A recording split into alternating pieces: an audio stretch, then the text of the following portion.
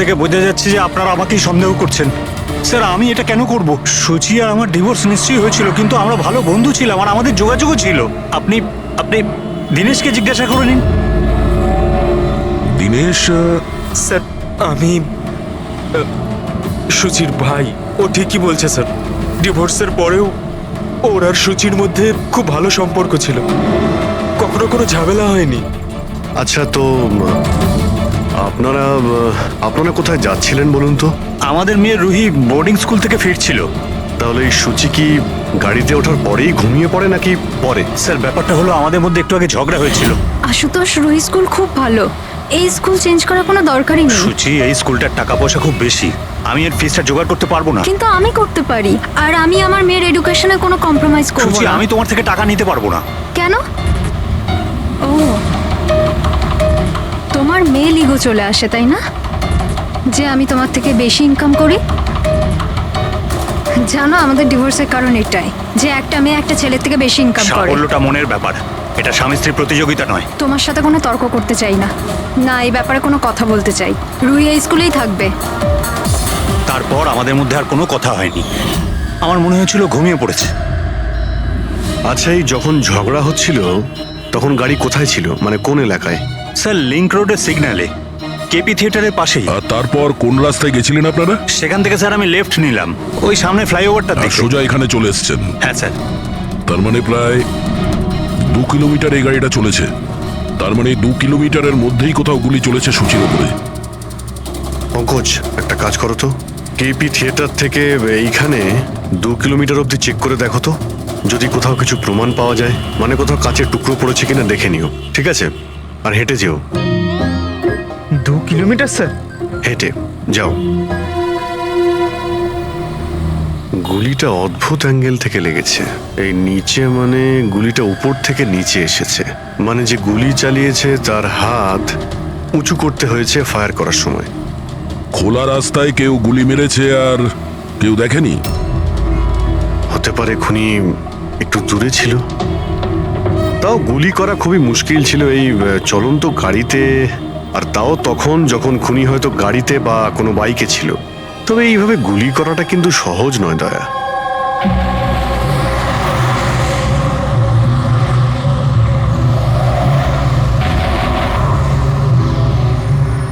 রাস্তায় কোথাও গাড়ি দাঁড় করিয়েছিলে তুমি? সিগন্যালে দাঁড়িয়েছিলাম একবার, ব্যাস, আর কোথাও নয়। যদি সিগন্যালেও কেউ গুলি চালায় কিংবা অন্য কোথা থেকেও যদি গুলি চালায়, তাহলে এম করার সময় তো টাইম লাগবে। তাহলে কেউ গুলি মারতে কাউকে দেখলো না কি করে?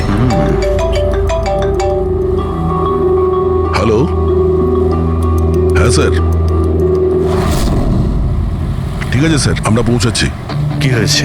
এসিপি স্যারের ফোন ছিল, আর একটা লাশ পাওয়া গেছে কামরি ব্রিজের নিচে।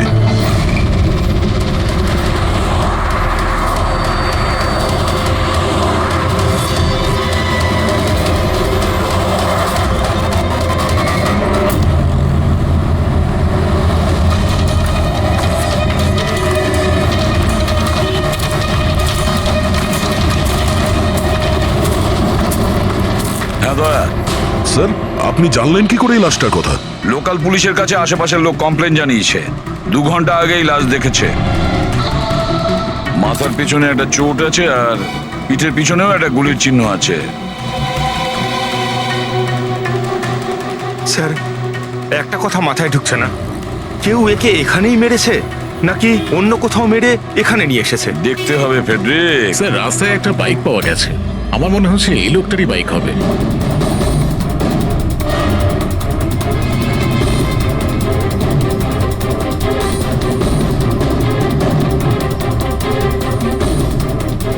Skid mark. স্যার, মনে হচ্ছে এই লোকটা বাইকে যাচ্ছিল, কেউ পেছন থেকে গুলি করে দিয়েছে। ডিসব্যালেন্স হয়ে গেছে, গাড়ি বাইক স্কিড হয়ে এখানে কারোর সঙ্গে ধাক্কা লাগিয়েছে, আর ওর বডি এখানে নিচে পড়ে গেছে। মাথায় চোট ওই সময় লেগেছে স্যার।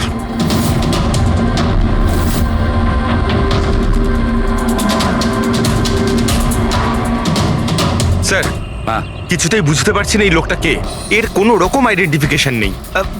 আমি মিসিং পার্সনস ব্যুরোতে জিজ্ঞেস করে দেখবো কি? ফেডরিক, এত তাড়াতাড়ি কেউ মিসিং পার্সনস ব্যুরোতে রিপোর্ট করে না। একটা কাজ করো, আরটিওতে গিয়ে এই বাইকের রেজিস্ট্রেশন চেক করো। ওখানেই সমস্ত ডিটেলস পাওয়া যাবে যে মালিক কে। ওই কেসটার ব্যাপারে কি হলো কিছু জানতে পারলে? না স্যার, খুব অদ্ভুত কেস।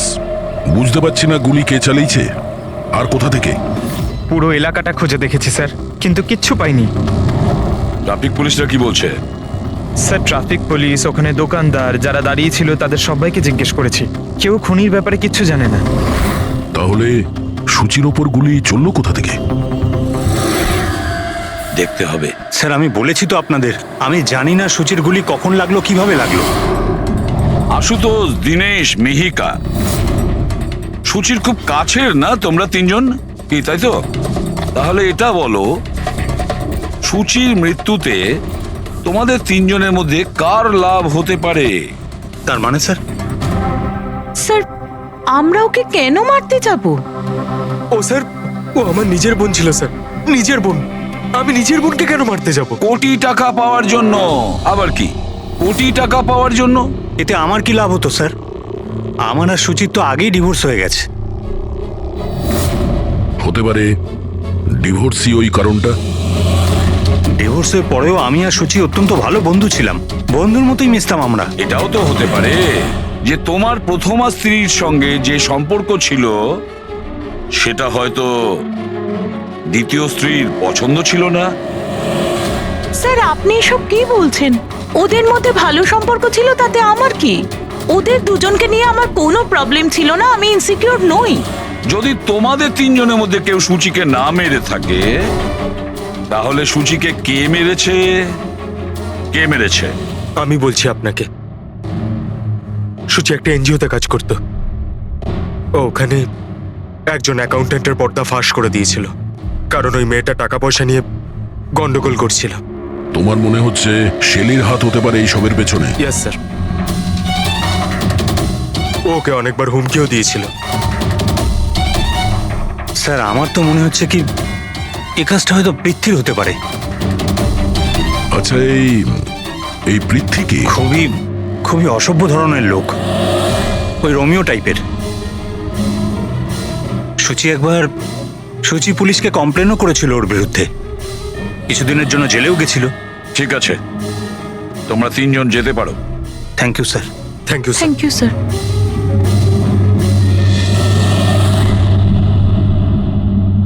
স্যার তিনজনকে বিশ্বাস হচ্ছে না। এই তিনজনের উপর কড়া নজর রাখো। আর দয়া, স্যার, শেলি আর পৃথ্বী, ওদের দুজনকে ব্যুরোতে ডাকো। স্যার, হ্যাঁ, আরটিও থেকে বাইকের মালিকের খবর পেয়ে গেছি। স্যার পৃথ্বী আর শেলির ফোন আনরিচেবল আসছে, তাই আমি ফ্রেডিকে বলেছি ওদের মোবাইল ফোনটা ট্রেস করতে। এ তো আমাদের ডেলিভারি বয় বিবেক। স্যার আমাদের বাইক তো ওই চালাতো। স্যার ওকে কে মেরে দিল? সেটা খোঁজারই চেষ্টা করছি। আচ্ছা, এই বিবেকের কারোর সঙ্গে কোনো শত্রুতা ছিল কি? না স্যার, ও তো খুবই সাদাসিধে ভালো ছেলে ছিল। কবে থেকে কাজ করছিল এখানে? গত 1 মাস ধরে রাজস্থান থেকে এসেছিল, খুব পরিশ্রমী ছিল। স্যার ও তো শহরে কাউকে চিনতও না। এ কোথায় যাচ্ছিল ডেলিভারি করতে? কোথাও নয় স্যার, আজ তো ওর ছুটি ছিল, ওই জন্য আমার বাইক নিয়ে ঘুরতে বেরিয়েছিল। আচ্ছা, ওর বাড়ির অ্যাড্রেস দিতে পারবেন? স্যার ওর বাড়ির অ্যাড্রেস তো নেই, ও এই দোকানেই শুতো। আচ্ছা, জিনিসপত্র কিছু? স্যার এই ওর একটা বাক্স আছে। এটা?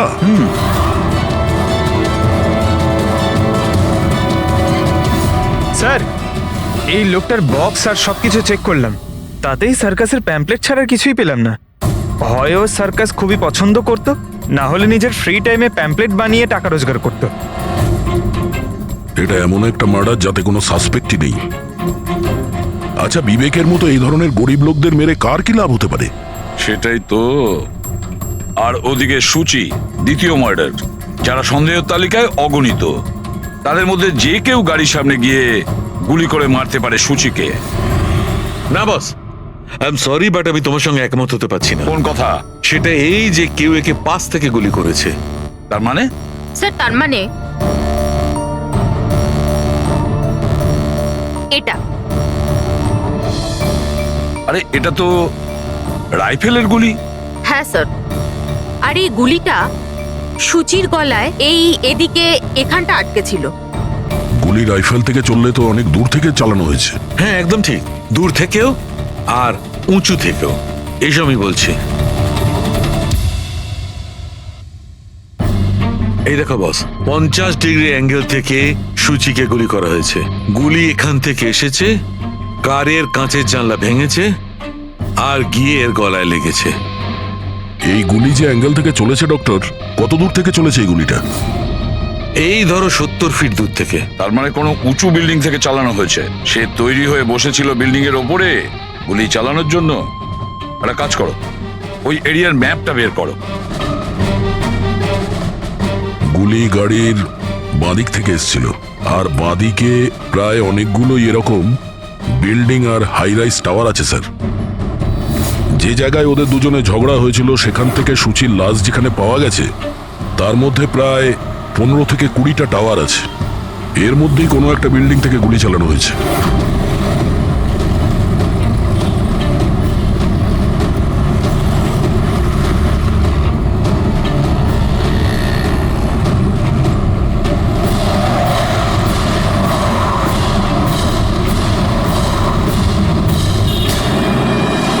বাস ঠিক আছে।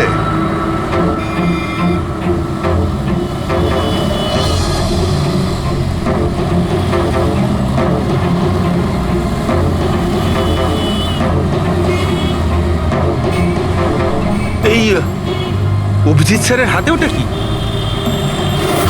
মার কাছে ফ্রেডি, ঠিক সেই হাইটে যে হাইটে সূচির গুলি লেগেছিল। আর আমার হাতে এই ডিজিটাল ডিস্টেন্স রিডার আছে। এর থেকে এই লেজার লাইট যদি ওই মার্কেট ঠিক যায়, তাহলে তার মানে গুলি এখানে এই বিল্ডিং থেকেই চালানো হয়েছে। সব মাথার উপর দিয়ে গেল। ঠিক আছে, এটা এখনই করে দেখছি। হ্যাঁ দয়া, আমি তৈরি। ওকে অভিজিৎ, একটু ডান দিকে এসো, ডান দিকে। হ্যাঁ ঠিক হালকা আছে। হ্যাঁ একটু বাঁদিকে। ব্যাস ব্যাস ব্যাস, ঠিক আছে। একটু পেছনে, একটু পেছনে। দেখেছো, এই লেজার ঠিক ওই মার্কে হিট করছে না, হিট করছে না ওখানে। গুলি এখান থেকে চালাইনি স্যার। এক্স্যাক্টলি। আরে স্নাইপারের কাছে অত সময় ছিল না নিশানা ঠিক করার জন্য যখন ও সূচিকে গুলি চালিয়েছিল। একটা কাজ করি, অন্য কোনো বিল্ডিং এ যাই। ঠিক আছে, চলো।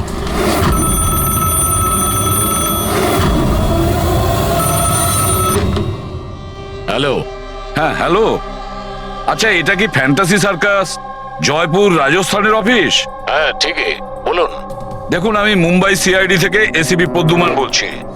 আপনার ওখানে কোনো বিবেক নামে কেউ কাজ করতো? হ্যাঁ হ্যাঁ, বিবেককে আমি চিনি তো। ও এই সার্কাসেই কাজ করতো। কেন, কি হয়েছে? কি কাজ করতো বলতে পারবেন আপনি? দেখুন স্যার, আপনার সঙ্গে সারাদিন ফোনে কথা বললে আমার শো ক্যান্সেল হয়ে যাবে। আমি আপনার কথা আমার মালিককে বলে দিচ্ছি, উনি আপনাকে ফোন করে নেবেন। ঠিক আছে? হ্যালো,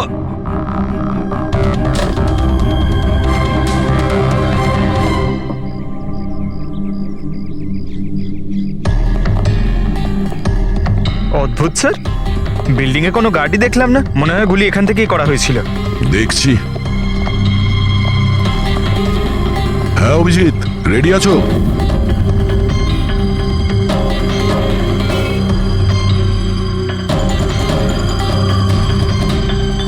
না অভিজিৎ, এখান থেকে টার্গেট ঠিকঠাক লাগছে না। একটু ডান দিকে এসো, ডান দিকে আর একটু। হ্যাঁ পারফেক্ট পারফেক্ট, এখানে লেগে গেছে নিশানা। তার মানে হলো সূচি এখানেই ছিল যখন ওর গুলি লাগে।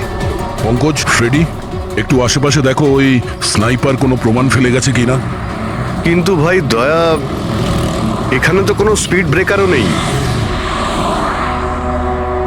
সে এমন কোন স্নাইপার হবে যে ওই বিল্ডিং এ বসে এত দ্রুত যাওয়া কোনো গাড়িতে নিশানা লাগাবে যেটা সূচির ঘাড়ে গিয়ে লাগবে। হ্যাঁ এটা তো সত্যি। আশুতোষ, যখন তোমার গাড়িটা এখানে ছিল, হ্যাঁ, তখন কোনো কারণে তোমার গাড়িটাকে স্লো করতে হয়েছিল কিংবা দাঁড় করাতে হয়েছিল, কিছু মনে আছে? হ্যাঁ স্যার, আমি যখন ড্রাইভ করছিলাম তো গাড়ির সামনে একটা ভিখারি এসে গেছিল, আর আমায় ব্রেক করতে হয়েছিল। ভিখারি? হ্যাঁ কি হলো? এইদিকে কিচ্ছু নেই স্যার। কিছু নেই? ওদিকেও কিছু নেই স্যার। ওই ভিখারি দেখতে কেমন ছিল? স্যার ওর এক হাতে তো একটা ক্রাচ ধরা ছিল, অন্য হাতে লাল পোটলা, গলায় গামছা আর মাথায় অর্ধেক টাক ছিল। অভিজিৎ, এই ফ্লাইওভারের নিচে অনেক ভিখারি থাকে, ওদের মধ্যে কেউ একজন হবে। হ্যাঁ, আমি শুনলাম আশুতোষ যা বললো ভিখিরির ব্যাপারে। আমি নিচে গিয়ে দেখছি। এই কে তোমরা? কাকে জিজ্ঞেস করে ওপরে এসছো? তুমি এখানকার ওয়াচম্যান, ডিউটিতে কেন ছিলে না? আমার ইচ্ছে। এই তোমরা কি আমাকে ডিউটি শেখাচ্ছ? CID CID? জানো তোমার জন্য এখানে একজন মহিলার খুন হয়ে গেছে? আমার জন্য খুন? কেউ এই ছাদ থেকে একজন মহিলাকে নিচে গুলি মেরেছে, কি জানো ওই ব্যাপারে?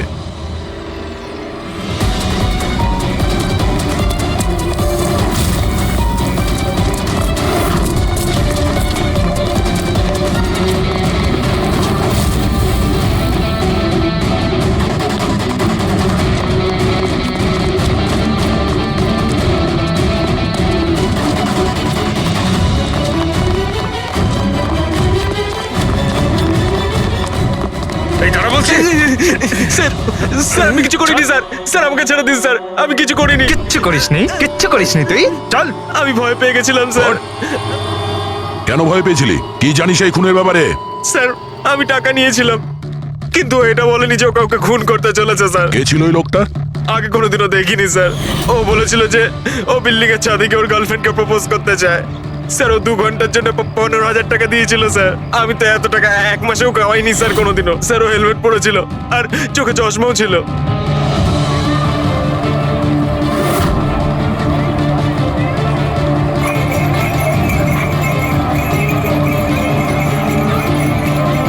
আরে ভাই শোনো। ও দাদা, আচ্ছা এখানে এমন কাউকে তোমরা দেখেছো যে মাথায় লাল গামছা বাঁধে, লাল রঙের একটা বোঁচকা আছে আর লাঠির সাহায্যে হাঁটেও? আরে দাদা শোনো, এমন কাউকে দেখেছো যে মাথায় লাল রঙের গামছা বাঁধে, লাল রঙের একটা বোঁচকাও রাখে আর খুঁড়িয়ে খুঁড়িয়ে হাঁটে? দেখোনি?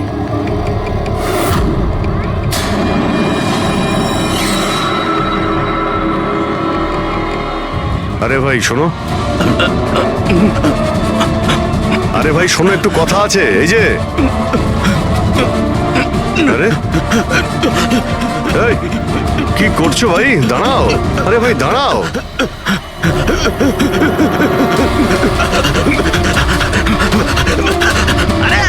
আমি কিছু করিনি, আমার কাছে কোনো টাকা পয়সা নেই, আমি কোনো কিছু চুরি করিনি, আমি একজন ভিখারি। আরে ছেড়ে না আমাকে। ল্যাংড়া সাজার নাটক করছিস? তুই জানিস ল্যাংড়াদের কতটা কষ্ট হয়?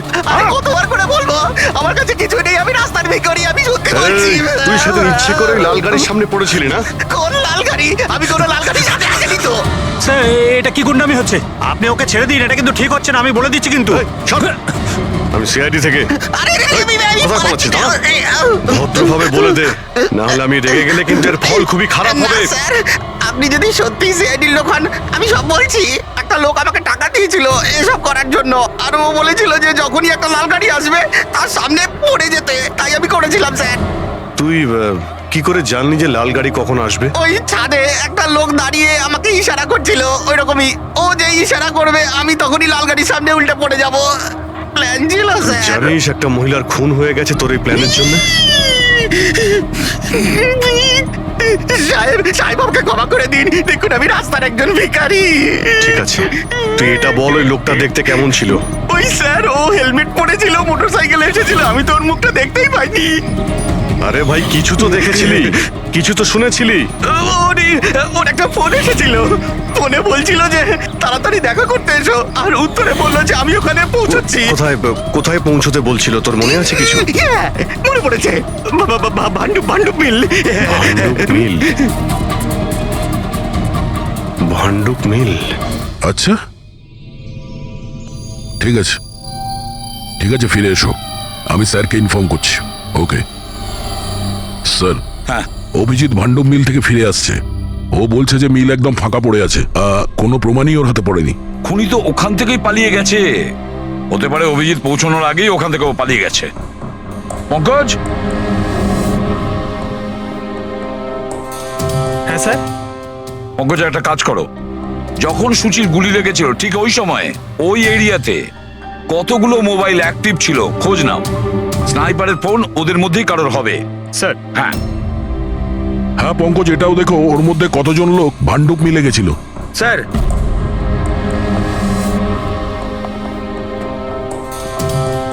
স্যার এ হলো শৈলী, এনজিওর অ্যাকাউন্টেন্ট। সুচি একটা এনজিওতে কাজ করত। ও ওখানে একজন অ্যাকাউন্টেন্টের পর্দা ফাঁস করে দিয়েছিল। আর এ হলো পৃথ্বী, যার বিরুদ্ধে সুচি রিপোর্ট লিখিয়েছিল। সুচি পুলিশে কমপ্লেনও করেছিল ওর বিরুদ্ধে, কিছুদিনের জন্য জেলেও গেছিল। আপনারা কি করে ভাবলেন যে সুচির মৃত্যুর জন্য আমি দায়ী? হ্যাঁ স্যার, আমিও তো এমন কিছুই করিনি। আমি তো কারোর মার্ডার করিনি স্যার। শেলি, তোমার চাকরি চলে গেছিল সুচির জন্যে, আর তারপর থেকে তোমার এখনো পর্যন্ত কোনো চাকরি পাওইনি। ধার করে করে সংসারে খরচা চালাচ্ছ তুমি। হ্যাঁ, আর পৃথ্বী, 1 সপ্তাহ তুমি জেলে ছিলে, নিজের এরিয়াতে তোমার খুব বদনাম হয়েছে, তাই তো?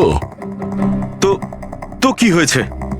যদি আমার কোনো বদনামের ভয় থাকতো তাহলে বাড়ি বদলে নিতাম। কারণ মার্ডার করতে যাবোই বা কেন আমি? আর স্যার এমনটা নয় যে আমি কোথাও চাকরি পাচ্ছি না। বলতে পারেন আমি আমার মতো কোথাও চাকরি পাচ্ছি না, এই জন্য আমি কোথাও জয়েন করছি না। আপনাদের আশুতোষ আর তার নতুন স্ত্রী, তাকে এসব প্রশ্ন করা উচিত।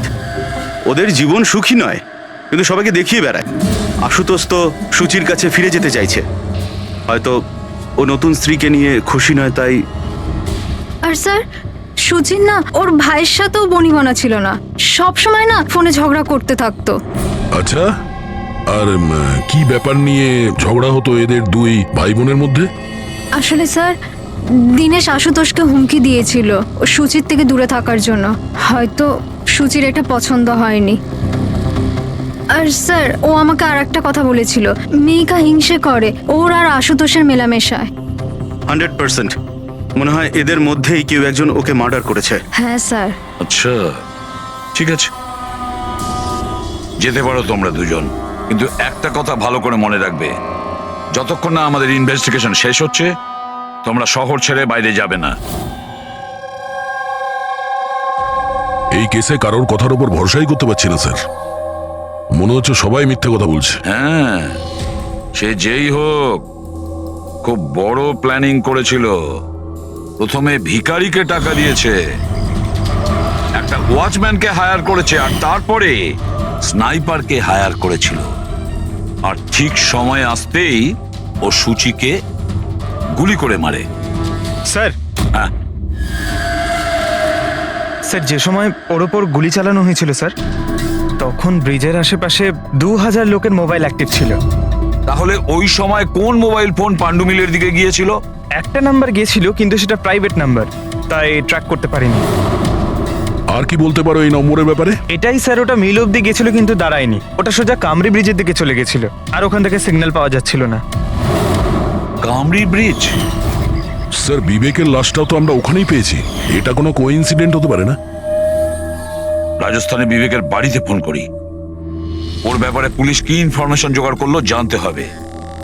দয়া, এই বিবেকও তো খুনি হতে পারে। কেউ বিবেককে খুন করে দিয়েছে? একজন খুনির খুন? অনেক কিছুই হতে পারে ফেডরিক, এই কেসে অনেক।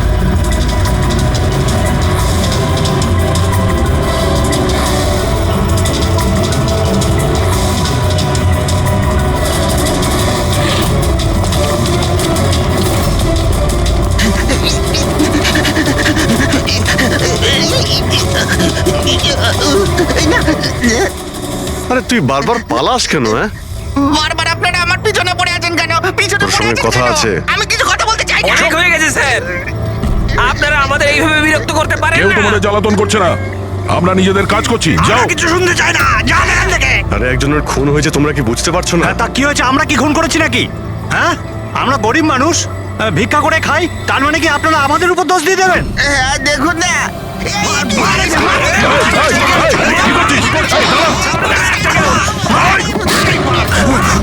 অভিজিৎ, তুমি ঠিক আছো? আরে না, ও নো, রক্ত বেরোচ্ছে। কি করলে তোমরা? হ্যাঁ, এই দেখ, এই লোকটা টাকা দিয়েছিল তোকে। স্যার ও মারা গেছে। হ্যাঁ, ও মারা গেছে। ভালো করে দেখ, এটা কি সেই লোকটা যে তোকে গাড়ির সামনে পড়তে বলেছিল? একটু জুম জুম করুন।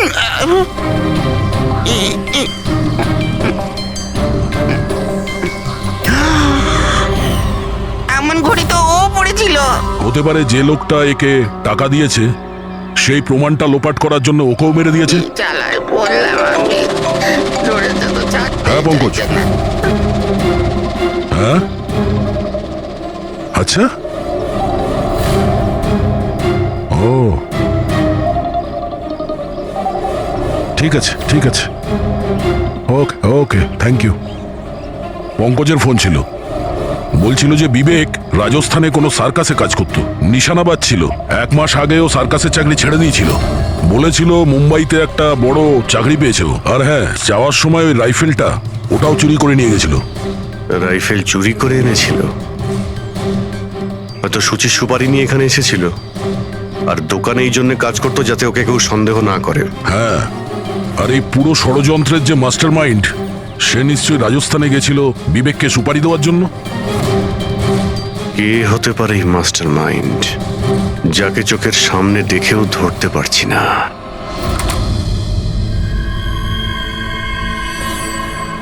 আরে মিস্টার আশু। স্যার আপনারা এখানে? মিস্টার আশু, ওই লোকটার ব্যাপারে জানতে পেরে গেছি যে সুচিকে গুলি করেছিল। বাহ, wow, that's a great news. আপনারা ধরেছেন ওনাকে? বিবেক নাম ওর। আপনারা কোনো বিবেককে চেনেন? না তো। অদ্ভুত ব্যাপার, আপনি কোনো বিবেককে চেনেন না, কিন্তু 15 বার কল করেছেন আপনি আপনার ফোন থেকে বিবেককে। কি বলছেন? আমি যখন বলছি কোনো বিবেককে জানিই না, তাহলে আমি ওকে ফোন কেন করবো স্যার? শুধু এটাই নয়, ওর সঙ্গে দেখা করতে তুমি রাজস্থানেও গিয়েছিলে। সার্কাসে ওর গুলি চালানোর ক্ষমতাটা দেখে তোমার এত পছন্দ হয়েছিল যে সুচিকে মারার কন্ট্রাক্টও দিয়ে দিয়েছিল ওকে। 1 মিনিট স্যার, 1 মিনিট। এটা সত্যি যে একটা বিজনেস ট্রিপের জন্য আমি রাজস্থান গিয়েছিলাম, কিন্তু আমি কোনো সার্কাসে যাইনি স্যার। আর আমি যখন কোনো বিবেককে চিনি না, তো তাকে ফোন কেন করবো? তাহলে কি তোমার এই ফোন রেকর্ড মিথ্যে কথা বলছে? স্যার, এটা হতে পারে কি আমার ফোন থেকে অন্য কেউ ওকে ফোনটা করেছে আমার না থাকার সুযোগে। আচ্ছা, তাহলে কি আপনি আপনার ফোন যে কোনো জায়গাতে ফেলে রাখেন নাকি? না স্যার। হ্যাঁ ডক্টর। আচ্ছা ঠিক আছে ডক্টর, ওকে ডক্টর। ডক্টর সালুখের ফোন ছিল, আমাদের ফরেন্সিক ল্যাবে যেতে বলেছেন আশুতোষকে নিয়ে। বস, মেয়েটা এইখানে বসেছিল এই সিটে, আর এই অংশটা হচ্ছে সিটের পেছনের দিকটা, আর এটা হচ্ছে লিভার, যার দ্বারা সিটটা আগে পিছে হয়। আর এই লিভারটাকে জাম করে দেওয়া হয়েছিল, এই দেখো। লিভার জাম করে দিয়েছে? হ্যাঁ তাই তো। ব্যাস এইটুকুই স্যার, সেই জন্য আপনি আমাদেরকে ডেকে আনলেন? পঙ্কজ, তুমি একটু আমার কথাটা শোনো।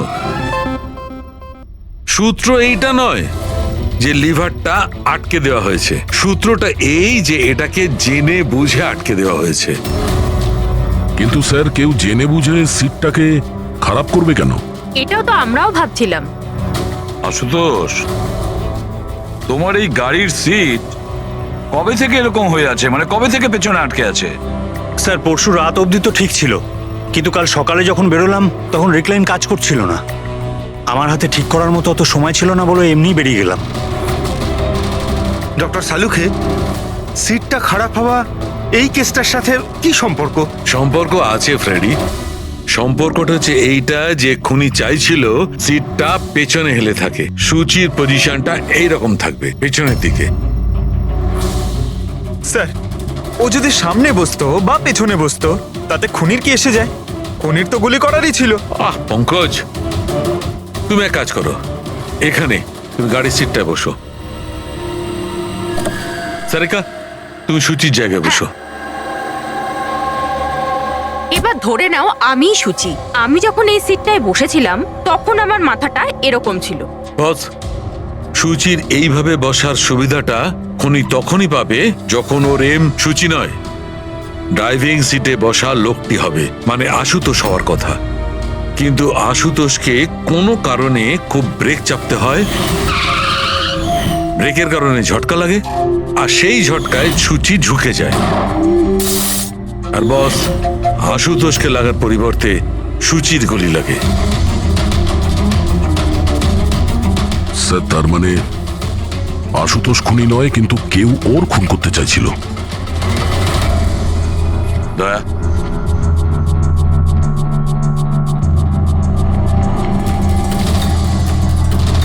আশুতোষ, হ্যাঁ স্যার। তুমি একটা কথা বলো, তোমার কি কোনো শত্রু আছে? এমন কোনো শত্রু যে তোমাকে প্রাণে মেরে ফেলতে চায়? ভেবে চিনতে বলো, ভাবো। না স্যার, আমার কারোর সাথে কোনো শত্রুতা নেই। না আশুতোষ, কেউ তো নিশ্চয়ই হবে যে তোমাকে প্রাণে মেরে ফেলতে চায়, তোমার সিটের লিভারটা জাম করে দিয়েছে। না স্যার, এটা তো হতেই পারে না, কারণ এই গাড়িটার একটাই মাত্র চাবি, আর সেটা সবসময় আমার কাছেই থাকে। আমি তো কিছুই বুঝতে পারছি না আমি স্যার, যে এসব কি করে হলো। কোনো ব্যাপার নয় আশুতোষ, ও যেই হোক না কেন আমরা খোঁজার চেষ্টা করব যে কে তোমাকে মারার চেষ্টা করছে। ঠিক আছে, চলো যাই, চলে এসো। হ্যাঁ স্যার। স্যার স্যার, আমরা আশুতোষকে ছেড়ে দিলাম কেন? খুনি যদি আবার ওর ওপর আক্রমণ করে তাহলে? দেখে যাও তুমি পঙ্কজ, এবার আমরা আশুতোষের প্রতিটা মুভমেন্ট ট্র্যাক করব, সব কথা আমরা শুনতে পাবো। স্যার, সেটা কিভাবে? দয়া যে ট্রান্সমিটার বাগ লাগিয়ে দিয়েছে।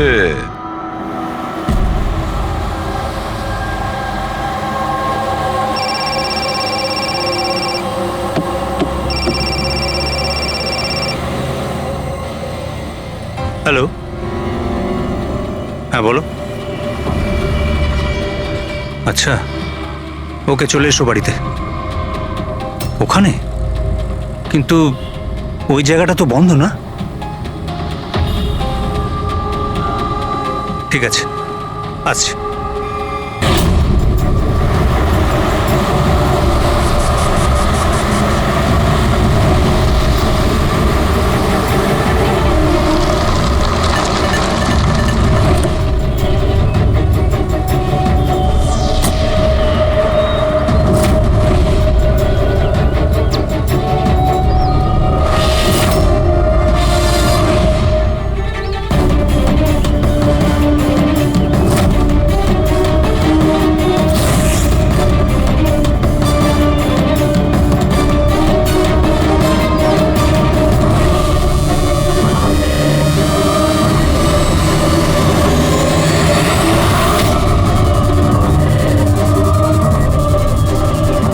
এটা কি করছো?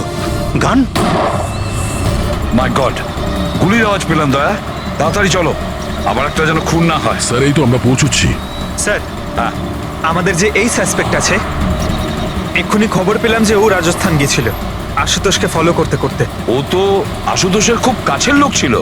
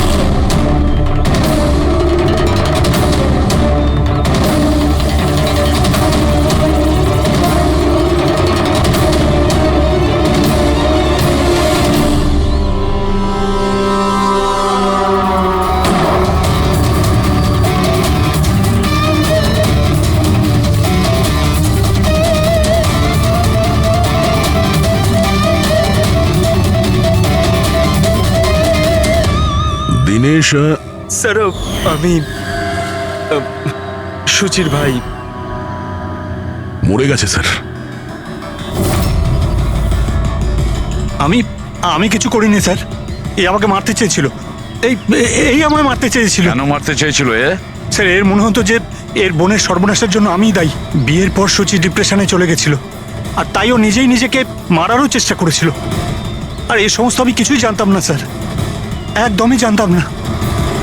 আর আমার এই না জানার কারণেই এই দুজনের মৃত্যুর কারণ আমি হয়ে গেলাম স্যার। এটা সম্পূর্ণ না জানার কারণেই। পঙ্কজ, একে ছায়া নিয়ে বসাও, ঠিক ফরেন্সিক ল্যাবে পাঠিয়ে দাও।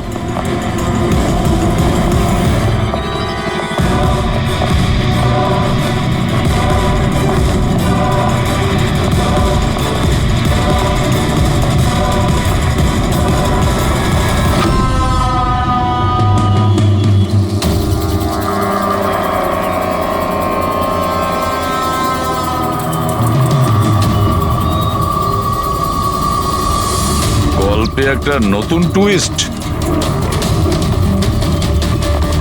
আশুতোষ,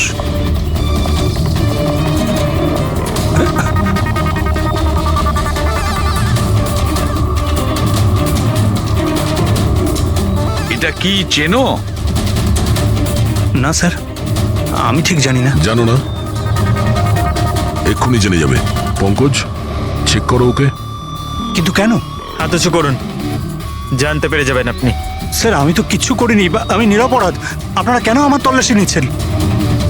আমার কথা বিশ্বাস করুন স্যার, আমার কাছে কিচ্ছু।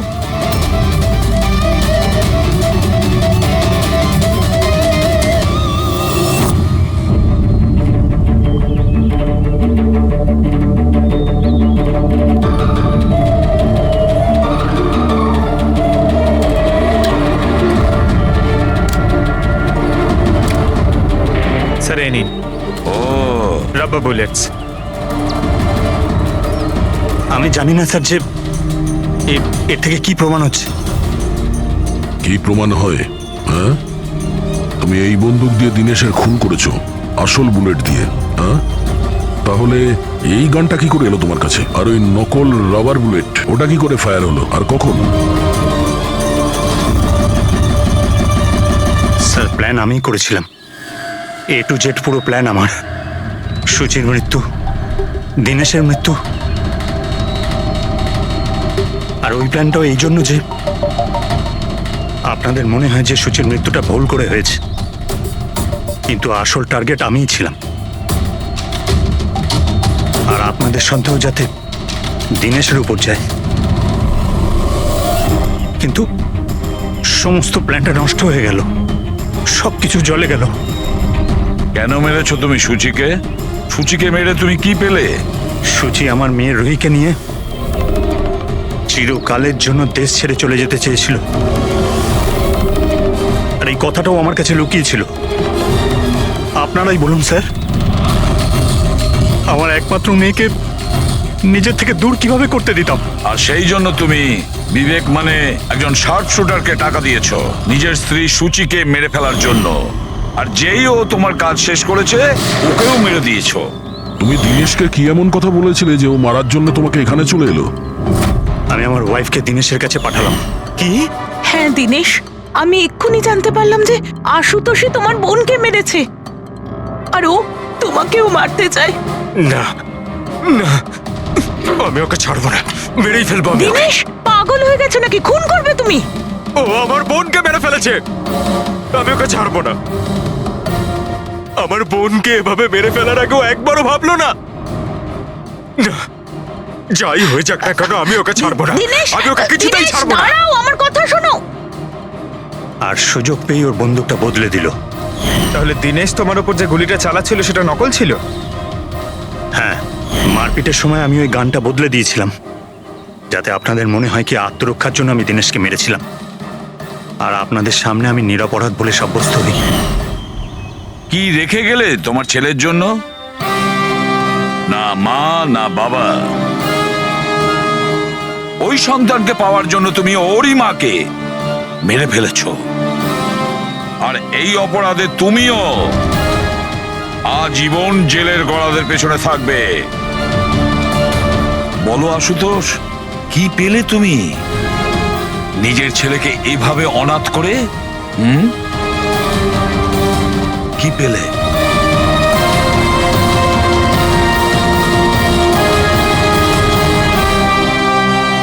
দাঁড় করিয়েছে মানে নিশ্চয়ই কোনো কারণ আছে। অ্যালার্ট থেকো, বিপদ হতে পারে। আর তুমি গাড়িতে গিয়ে বসো, বিপদ যদি হয় কোথাও গিয়ে লুকিয়ে যাবে, ঠিক আছে?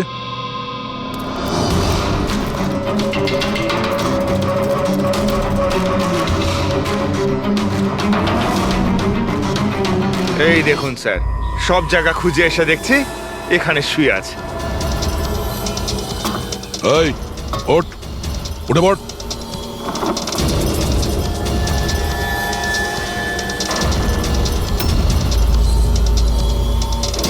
এ শুয়ে নেই, সারা জীবনের মতো শুয়ে পড়েছে। এই কিডন্যাপে এই লোকটা ছাড়া আরো অন্য কেউ আছে। এসিপি স্যারকে ইনফর্ম করে দিই। হ্যাঁ স্যার, ওই গ্যারেজের লোকটা যে লোকটার ব্যাপারে বলেছিল ও খুন হয়ে গেছে স্যার। আচ্ছা, ঠিক আছে। হ্যাঁ, দয়ার ফোন ছিল, ওই অ্যাম্বুলেন্সটা পাওয়া গেছে, কিন্তু ওই অ্যাম্বুলেন্সের ভেতরে ওই পোস্টারের লোকটার লাশ পাওয়া গেছে। কেউ ওকে মেরে ফেলেছে আর রেখে দিয়েছে অ্যাম্বুলেন্সে। ওই কিডন্যাপারদের গ্যাংই হবে। ওরা জানতে পেরে গেছে যে সিআইডি ওদের পিছু নিয়েছে, তাই আমরা পৌঁছানোর আগেই কাজটা শেষ করে দেয়। ভীষণ চালাক মনে হচ্ছে, সব প্রমাণ লোপাট করে যাচ্ছে। স্যার হ্যাঁ, স্যার আমাদের ইনফর্মার বলছে যে শহরের চাইল্ড ট্রাফিকিং এর কোনো রকম গ্রুপ অ্যাক্টিভ নেই। লোকাল